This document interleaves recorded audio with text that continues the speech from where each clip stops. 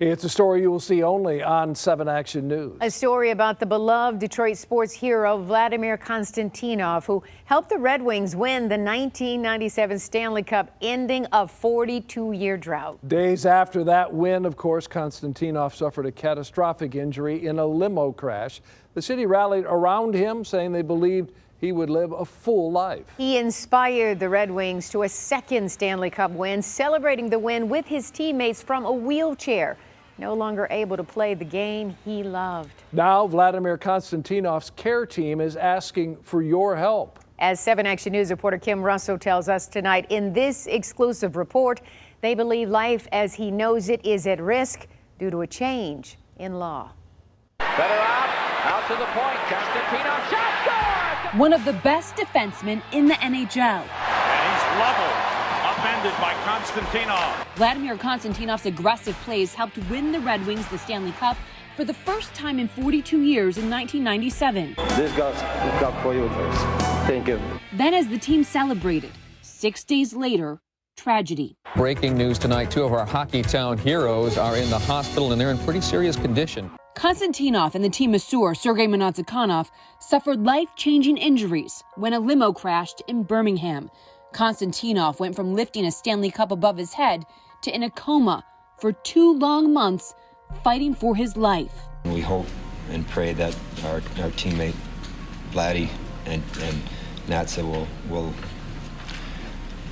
recover and things will go well. I saw him say his first words after the coma.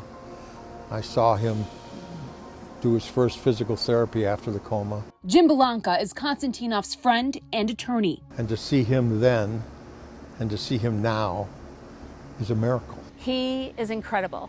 Linda Crum is his medical case manager. She says he beat the odds thanks to a combination of determination and excellent physical therapists who still work with him every week. Lean forward a little bit. Lean towards me a little bit. She coordinates caregivers who help him eat, dress, and get out in the community. I have seen him do community events. He posed for a picture with my little brother, who was terminally ill at a charity softball game years ago. Konstantinov's care team has defended his privacy, not allowing a news crew into his Oakland County apartment. But now, something has changed. I don't think he's going to survive. That's how strongly I feel. In 2019, lawmakers passed legislation to lower insurance rates. It was a large bill. One provision slashed reimbursement for the care of the catastrophically injured, like Konstantinov, by 45%.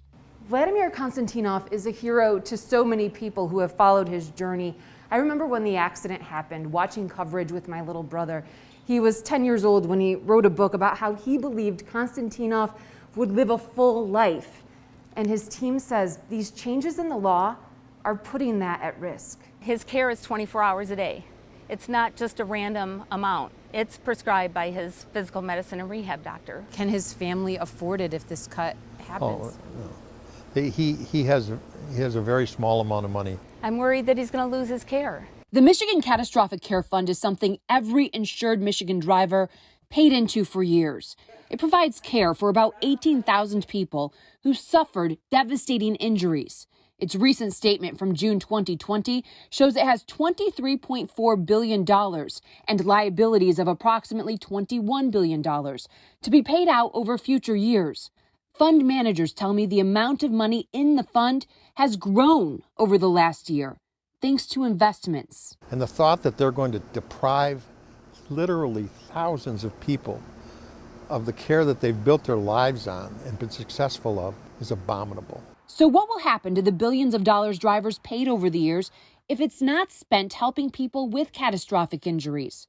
Take a look at this. Tucked inside the no-fault reform bill passed by the Republican State House and Senate and Democratic Governor Gretchen Whitmer is a law ordering the state to rebate money to insurers if it grows to exceed 120% of liabilities. The law says the rebate to insurers will help them give drivers a discount. I find it hard to believe they're going to give it back to us. And frankly, I don't want it if it means that people like Vladdy are no longer going to get the services they need to survive. Konstantinov's caregivers are now not being paid in full. Go up, you do it. Whoa. His team says soon the 45% cut could force caregiver wages to drop to approximately minimum wage.